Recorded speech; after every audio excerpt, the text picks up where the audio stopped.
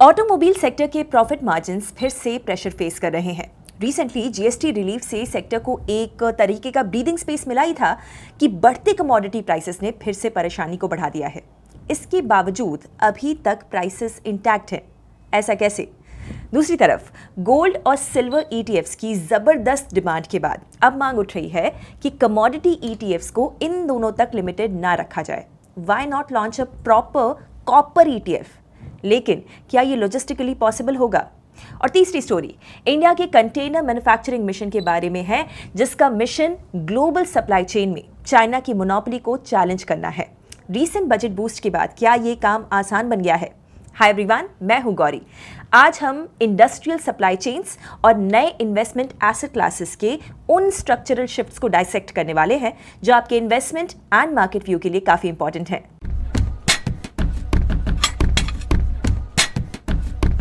India की auto industry के लिए बीता साल देखा जाए यानी कि 2025 काफी सिग्निफिकेंट रहा।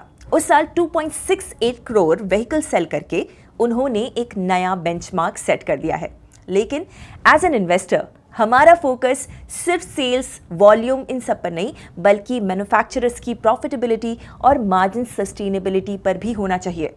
आपको पता है, करेंटली ऑटोमोबाइल सेक्टर एक ऐसी सिचुएशन फेस कर रहा है जहां पर इनपुट कॉस्ट्स खास करके प्लैटिनम और कॉपर मार्जिन्स को स्क्वीज कर रहे हैं। प्लैटिनम और इसके ग्रुप के मेटल्स कैटालिटिक कन्वर्टर्स के लिए एसेंशियल हैं, जो कि वेहिकुलर एमिशंस को कंट्रोल करते हैं। प्लैटिनम का दूसरा यूज होता है स्पार्क प्लग, सेंसर्स और साथ ही हाइड्रोजन फ्यूल सेल्स में। तो अगर प्लैटिनम के प्राइसेस बढ़ते हैं तो इनपुट कॉस्ट्स भी इंक्रीज होते हैं। जनवरी 2026 में प्लैटिनम की कॉस्ट $2,450 पर आउंस टच कर गई है, जो पिछले साल अप्रैल में लगभग $1,000 थी, यानी 145% की ग्रोथ। विच मीन्स कि जनवरी 2026 में मैन्युफैक्चर होने वाली जो कार्स हैं उनकी कॉस्ट ज्यादा होगी as compare to April 2025। According to Maruti Suzuki, एक कार की नेट सेल्स का लगभग 2% सिर्फ इन प्रेशियस मेटल्स के खर्च में चला जाता है। प्लैटिनम में आए इस मैसिव जंप की वजह से मारुति ने अपने Q3 मार्जिन्स पर 60 बेसिस पॉइंट्स और 0.6% का हिट रिपोर्ट किया है। इसके साथ ही रेयर अर्थ मैग्नेट्स की सप्लाई में डिस्ट्रप्शन ने भी प्रेशर को बढ़ा के रखा है। उनका यह अंदाजा है कि Q4 में भी उनके मार्जिन्स और हिट ले सकते हैं। एक तरफ जहां प्लैटिनम 145% इंक्रीज हुआ है, वहीं पर इंडस्ट्रियल मेटल्स जैसे कि कॉपर और एल्यूमिनियम के प्राइसेस में भी 10 to 15% इंक्रीज देखा गया है। एक इंटरेस्टिंग ऑब्जर्वेशन यहां पर यह है कि ये जो प्राइस राइज है सिर्फ डिमांड सप्लाई फंडामेंटल से नहीं, बल्कि ग्लोबल होर्डिंग की वजह से भी है। यूएस में एंटरप्राइज बायर्स एआई इंफ्रास्ट्रक्चर और डेटा सेंटर्स के केपेक्स के लिए भी कॉपर को स्टॉक पाइल कर रहे हैं, जिसकी वजह से भी ग्लोबल सप्लाई टाइट हो गई है। अब यहां पर सबसे बड़ा सवाल यह है कि क्या कंपनीज इन बढ़ती हुई कॉस्ट्स को अब्सॉर्ब करती रहेंगी या फिर कंज्यूमर्स पर पास ऑन करेंगी। देखिए, सितंबर 2025 में गवर्नमेंट ने जीएसटी कट्स किए थे। इसके तुरंत बाद बड़ा प्राइस हाइक करना ऑप्टिक्स के हिसाब से देखा जाए तो सही नहीं है। इसीलिए मारुति और महिंद्रा जैसे लीडर्स ने जनवरी में जो यूजुअल प्राइस हाइक होती है वो ना करके उन्हें स्टेडी रखा। लेकिन सवाल यह है कि क्या ये सस्टेनेबल है? मारुति 2026 में अपनी प्रोडक्शन कैपेसिटी 5 लाख यूनिट से बढ़ा रही है। अगर डिमांड सस्टेन होती है तो कैपेसिटी यूटिलाइजेशन मार्जिन्स को प्रोटेक्ट कर सकता है। लेकिन अगर कमोडिटी प्राइसेस इसी तरीके से बढ़ते रहे तो Q4 FY26 में हम एक जेन्युइन मार्जिन स्क्वीज देख सकते हैं। टाटा मोटर्स ने डिफेंसिव स्ट्रैटेजी अपनाते हुए कमर्शियल व्हीकल्स पर 1% का प्राइस बढ़ाया है, लेकिन पैसेंजर व्हीकल सेगमेंट में कंपटीशन की वजह से डिस्काउंट्स अभी भी हाई है। इन सब के बीच में देखा जाए तो इंडिया में passenger vehicle demand outlook positive बना हुआ है। इसीलिए BNP पारिबा इंडिया एक्सपर्ट्स ये मानते हैं कि 2% तक की एनुअल प्राइस हाइक को भी मार्केट अब्सॉर्ब कर सकता है without impacting the demand significantly. उनका मानना है कि अगर मान लीजिए कि कार मेकर्स प्राइसेस को 3% भी बढ़ाते हैं, तब भी on road prices pre GST cut level से 5% नीचे ही रहेंगी। इसीलिए डिमांड पर असर मिनिमल रह सकता है। नाउ ये देखते हैं कि ऑटोमोबाइल मैन्युफैक्चरर्स राइजिंग कॉस्ट और प्राइस हाइक के बीच बैलेंस कैसे बनाते हैं।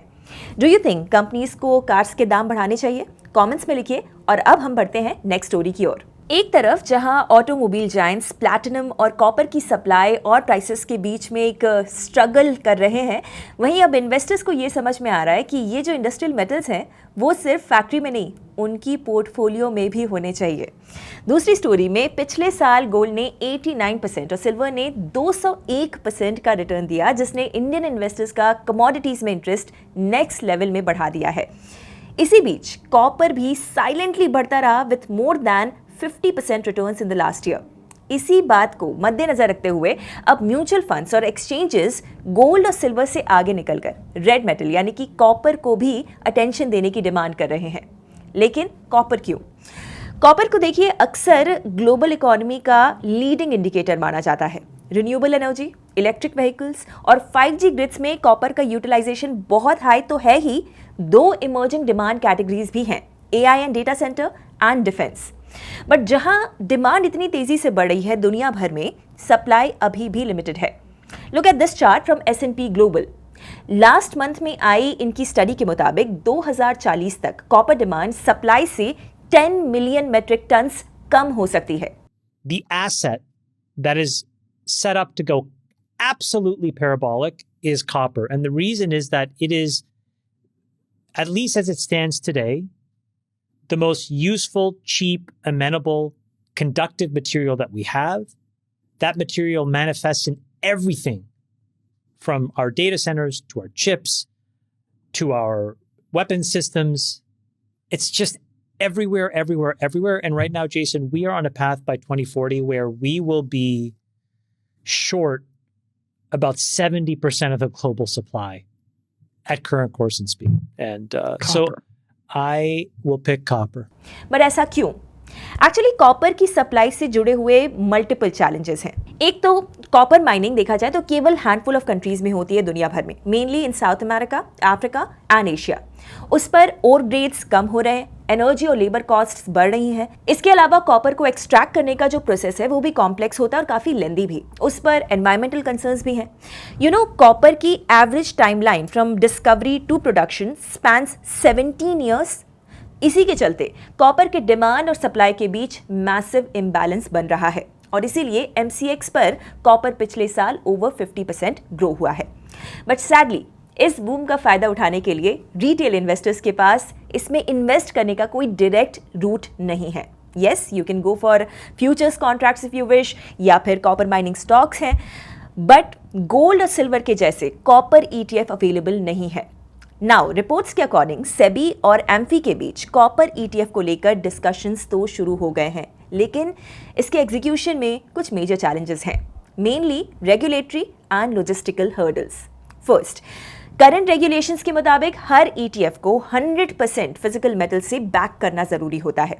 म्यूचुअल फंड मैनेजर्स का ये मानना है कि इतने बड़े वॉल्यूम में फिजिकल कॉपर को हैंडल करना ऑपरेशनली कॉम्प्लेक्स होगा। सेकेंड, गोल्ड और silver high value to weight ratio वाले मेटल्स हैं, इसीलिए उन्हें स्टोर करना काफ़ी आसान होता है। कॉपर देखा जाए तो काफ़ी बल्की होता है।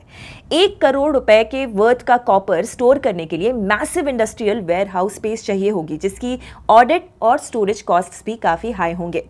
Third, precious metals like gold 24 carat standard में आता है।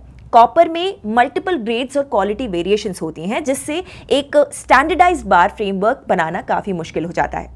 तो यहाँ पर क्या सोल्यूशन है? एक पॉसिबल वे ये है कि फंड्स को फिजिकल मेटल की जगह पर एक्सचेंज ट्रेडेड कमोडिटी डेरिवेटिव्स यानी कि ETCDs में 100% इन्वेस्ट करने की परमिशन दी जाए। करेंटली ये जो लिमिट है वो सिर्फ 30% है। अगर रेगुलेटरी फ्रेमवर्क बदलता है तो कॉपर ETF पोर्टफोलियो डाइवर्सिफिकेशन के लिए एक बेहतर टैक्टिकल टूल बन सकता है।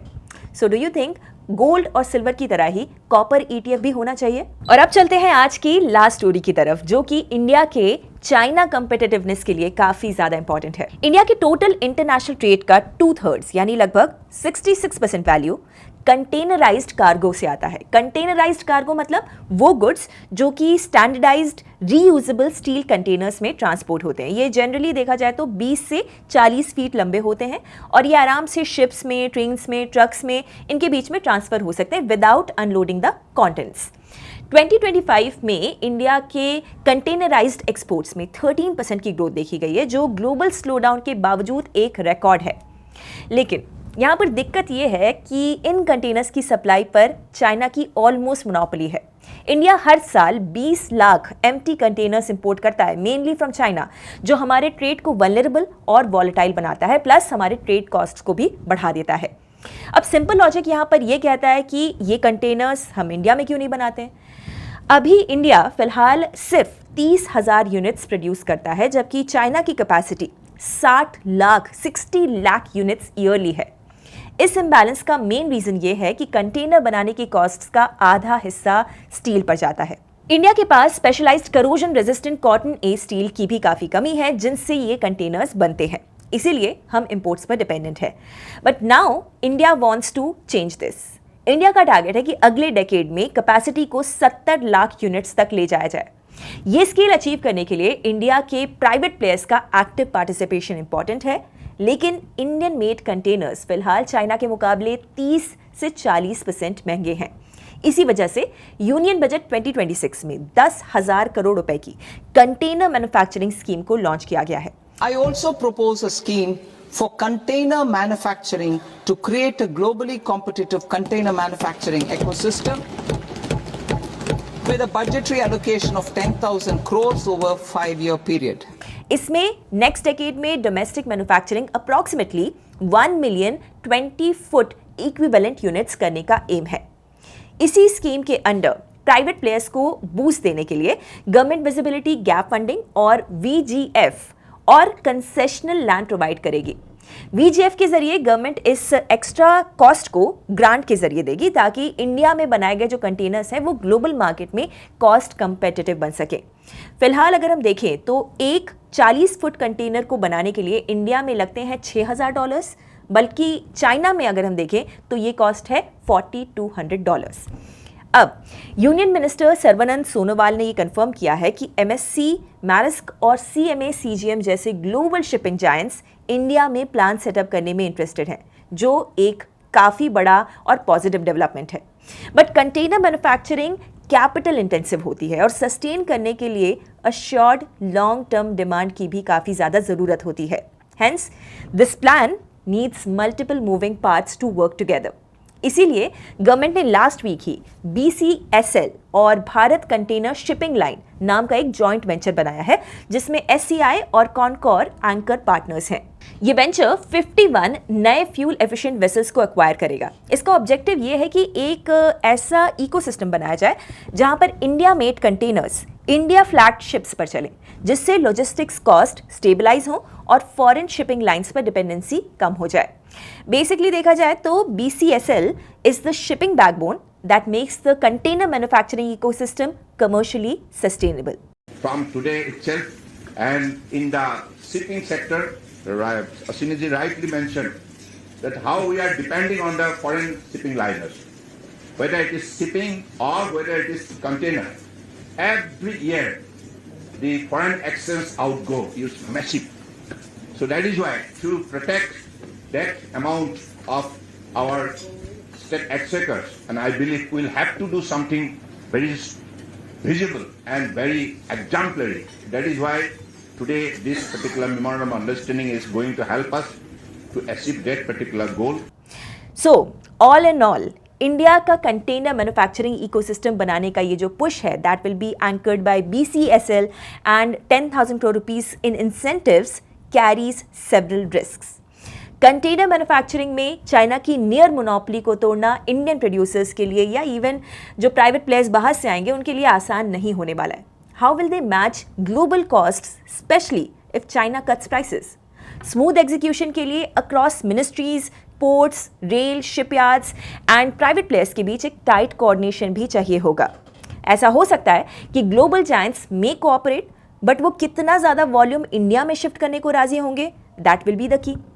सो आपको क्या लगता है, क्या इंडिया शिपिंग कंटेनर्स के एरिया में आत्मनिर्भर बन पाएगा? आज की तीनों स्टोरीज एक क्लियर पिक्चर बनाती हैं। ऑटो सेक्टर के जो मार्जिन्स हैं वो सिर्फ डिमांड से नहीं बल्कि कमोडिटी साइकिल से भी डिसाइड हो रहे हैं। सवाल यहाँ पर यह है कि ऑटो कंपनीज ये कॉस्ट प्रेशर कितने टाइम तक अब्जॉर्ब कर पाएंगी?